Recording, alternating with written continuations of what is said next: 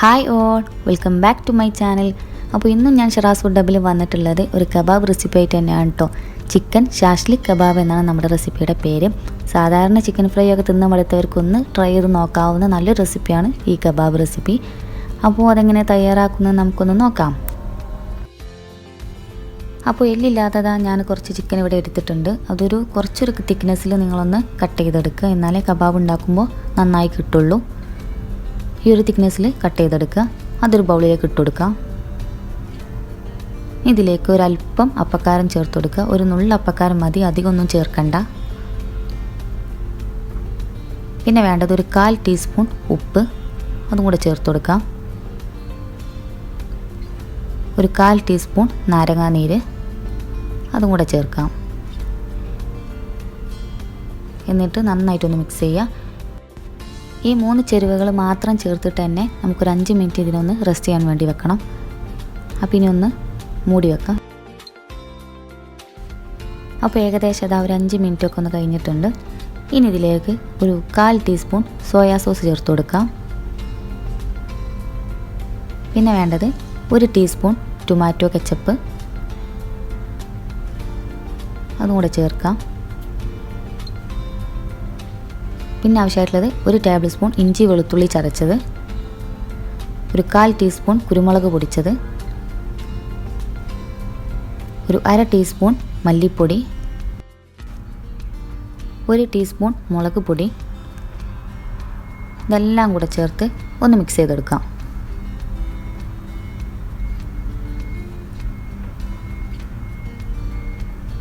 ഇനി ഇതിലേക്ക് 1 table spoon സാദാ ഓയിലൊന്ന് ചേർത്ത് കൊടുക്കാം. സൺഫ്ലവർ ഓയിലോ അങ്ങനെ ഒലിവ് ഓയിൽ ഏതാണെന്ന് വെച്ചാൽ ഇഷ്ടമുള്ളത് ചേർത്ത് കൊടുക്കാം. നമ്മുടെ കോക്കനട്ട് ഓയിൽ ചേർത്ത് കൊടുക്കണ്ട, അതും കൂടെ ചേർത്തിട്ട് നന്നായിട്ടൊന്ന് മിക്സ് ചെയ്യുക.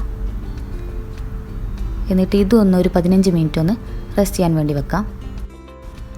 ഇനി നമ്മുടെ സ്ക്വയറിൽ കുത്തി വെക്കാൻ വേണ്ടിയിട്ട്, അതായത് കബാബ് സ്റ്റിക്ക് ഉണ്ടല്ലോ, നമ്മൾ കബാബ് ഉണ്ടാക്കാൻ വേണ്ടി എടുക്കുന്ന ആ സ്റ്റിക്ക്, അതിൽ കുത്തി വെക്കാൻ വേണ്ടിയിട്ട് ഞാൻ റെഡ് ക്യാപ്സിക്കും ഗ്രീൻ ക്യാപ്സിക്കും പിന്നെ ഉള്ളി എടുത്തിട്ടുണ്ട്.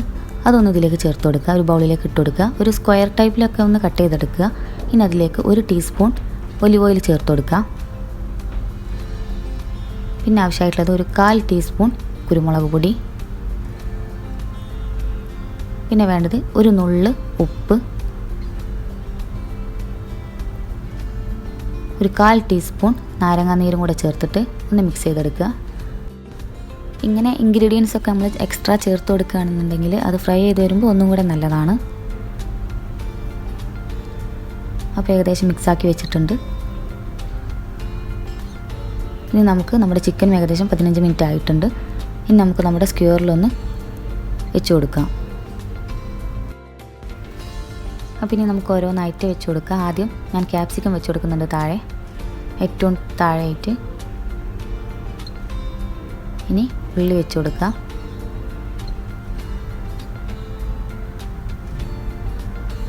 അതിനുശേഷം ഒരു ചിക്കൻ പീസ് വെച്ച് കൊടുക്കുക.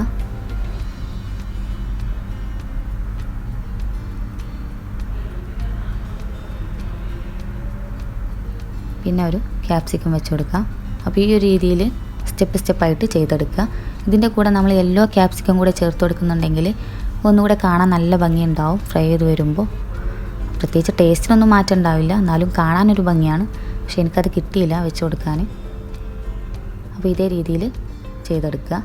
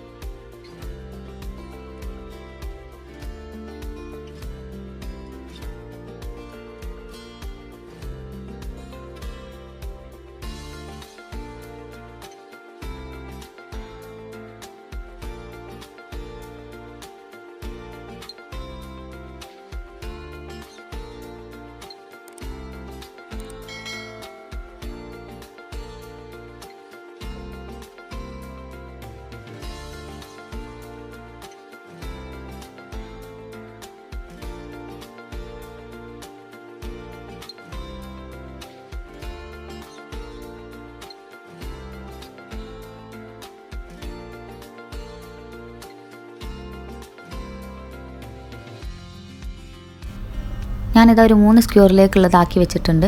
ഇനി നമുക്കിതിനങ്ങ് ഫ്രൈ ചെയ്യാം. ഒരു പാനിലേക്ക് ഒരല്പം ഒലിവ് ഓയിൽ ഒഴിച്ച് കൊടുക്കുക. അധികമൊന്നും വേണ്ട. ഒലിവ് ഓയിലാണ് നല്ലത്, സൺഫ്ലവർ ഓയിലിനേക്കാളും ടേസ്റ്റ് ഒലിവ് ഓയിലാണ്. എന്നിട്ട് ഓരോ സ്റ്റിക്കുകളങ്ങ് വെച്ച് കൊടുക്കാം. ഇതിന് പ്രത്യേകിച്ച് നമ്മൾ ഓരോ പീസ് ഇന്ന സമയം വെച്ച് തിരിച്ചിടാനൊന്നുമില്ല. എപ്പോഴാണോ ഏകദേശം ഓരോ സൈഡും ഫ്രൈ ആവണം അതിനനുസരിച്ച് തിരിച്ചിട്ട് വേവിച്ചെടുക്കുക. ഇങ്ങനെ സ്റ്റിക്കിലാവുമ്പോൾ കുക്കായി കിട്ടുമോ എന്നുള്ളത് ഒരു ടെൻഷൻ ഉണ്ടാവും. ഒരു പേടിയും വേണ്ട, നന്നായിട്ട് തന്നെ കുക്കായി കിട്ടും.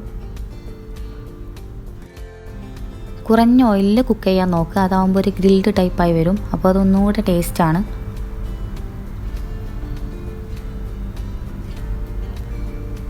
എല്ലാ സൈഡും ഞാനിതാ തിരിച്ചിട്ട് വേവിച്ചെടുക്കുന്നുണ്ട്. നമ്മുടെ കബാബ് ഏകദേശം റെഡിയായി കിട്ടിയിട്ടുണ്ട്. ഏകദേശം അല്ല, ഫുള്ളായിട്ട് തന്നെ കുക്കായി കിട്ടിയിട്ടുണ്ട്. ഇനി നമുക്കിതിനൊരു വേറൊരു പ്ലേറ്റിലേക്ക് അങ്ങ് മാറ്റി കൊടുക്കാം.